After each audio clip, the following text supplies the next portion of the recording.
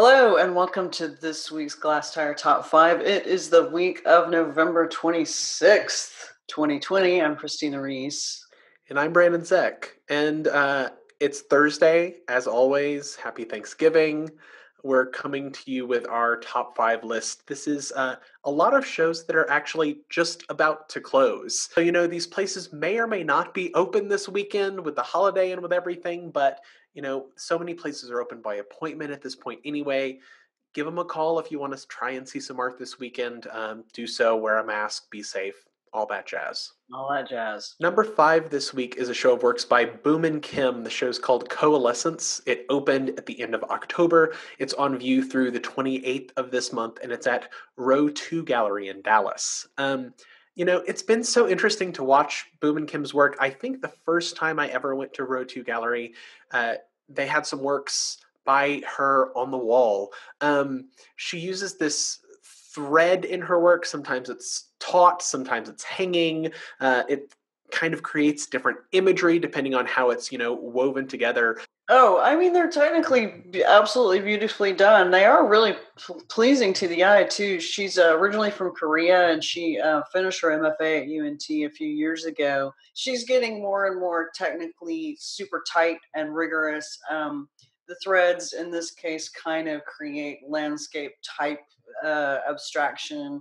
They're quite beautiful. They're technically really well done, and I just see a kind of a constant evolution in the work. We have a nice review of this show up on Glasstire from last week if you want to go in and take a look at that. And it's up through this weekend. Number four this week is a show of works by Jane Webb, an artist based in Austin. The show is at Ivester Contemporary, which is a relatively new gallery in Austin. The show's called These Whispering Winds. It's another one. It opened end of October. It's on view through the 28th of this month. We ran a review recently of this show by Lauren Moya Ford, a longtime Glasstire contributor who is currently in Austin.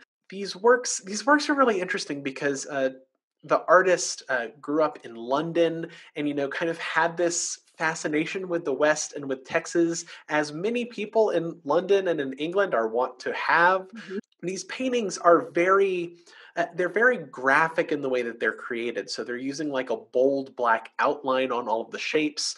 The colors are very Southwest, very kind of pastel Southwest, if that makes any sense. It's like pastel desert land.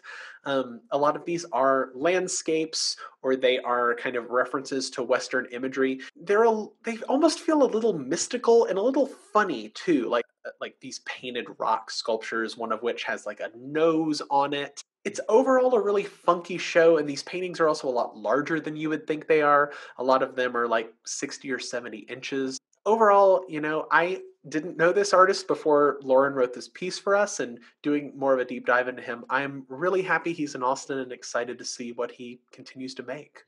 Number three on our list this week is a virtual exhibition brought to you by the Dallas Contemporary. It's all online. It is Hilary Hollingsworth. We call her Hilly Hollingsworth. It's not that I'm good friends with her. That's what everyone calls her.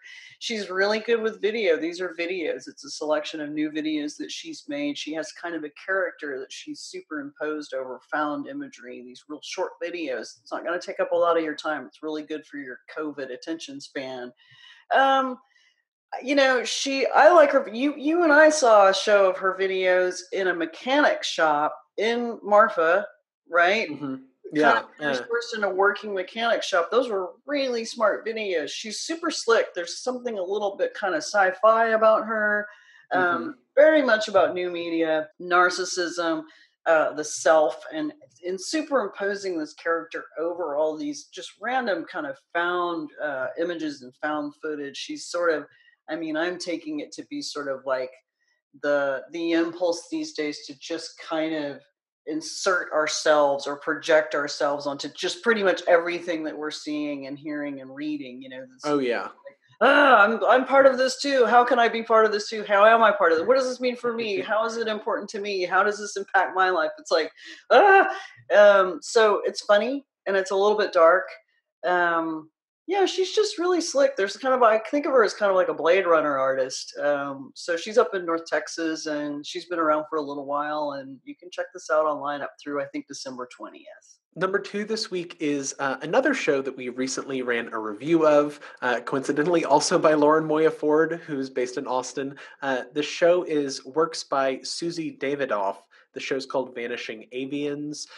Again, it opened at the end of October. It's closing at the end of this month on the 30th. This is a show of monoprints that Susie created during the pandemic at Flatbed Press. The show is at Flatbed Press, also known or now known as Flatbed Center for Contemporary Printmaking in Austin. But it's drawings and monoprints of birds who are of an endangered species. She lives in El Paso, and she makes her work by drawing on imagery and ideas and plants and flora and fauna that she sees in the deserts of West Texas. So she takes these long walks, and she occasionally brings things back to her studio. She brings kind of the imagery that she sees back to her studio. As many of you know, in terms of birding, Texas is kind of this weird, ideal place to be a birder, and kind of West Texas in particular, Texas being along migratory paths, and not only in the imagery in terms of the avian imagery of kind of West Texas, but a lot of these pieces are earth tones. The subtlety and the way that the light hits these and the way that these kind of have a depth and layering to them reads a lot into the West Texas elements with which she makes this work. And also she has a background in printmaking. So, I'm a big fan of anyone that can kind of create a good print and manipulate that medium in a way that works. And that's, I feel, especially hard with monotypes. And Susie's really done it here. Number one on our list is in Fort Worth. It is at a tiny drive-by gallery called Blind Alley that's very near the museums, the museum district. And you can drive by it in the daytime. Everything's visible, this big plate glass window. This is the latest there. It's by a Scottish artist named Fraser Stables. He has had a bit of a presence off and on in Texas. He was actually a core fellow in Houston once upon a time. He lives up in Massachusetts. He teaches at Smith. One of his kind of curatorial partners, or his curatorial partner, is Gavin Morrison, who's definitely had a presence off and on in North Texas for years as a curator. But Fraser has done, so this, how do I explain that? This is great. He documented prior to, I don't know if it was prior to or right after, a giant auction of the fallen Trump Taj Mahal in Atlantic City. So Trump had put up or had, tried to erect a massive luxury hotel casino. It didn't work, as a lot of his projects, including his government, have not. And it's basically a kind of recontextualized, I want to say, and forgive me, Fraser, if you don't want me using this term, but it's a kind of ruin porn, but it's done in a kind of, he's really kind of looked at the architecture too, of not just what he's photographed, but also how it fits into this Blind Alley. Very interesting, very cool, still quite new space that opened at the beginning of COVID on a residential street in Fort Worth. So what you see is the language that was used in the auction, literature, as well as photographs of this, what would have been a luxury property that has utterly failed. And with Trump's name attached to it. In fact, the name of the show is Removed Name Taj Mahal, which was one of the things that was on auction.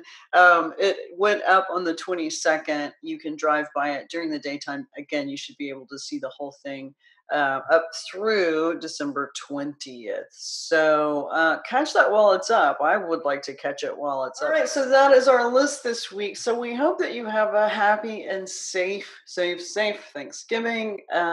Look, don't feel bad if you're having to skip it this year. It will just, it'll make next year more special, more sweet. I think that's going to be true for a whole lot of us. But in the meantime, if you feel like it, you can drive by some art, you can look at some art online, or if you mask up and stay safe, you can go see some art. Thanks, everyone. See some art.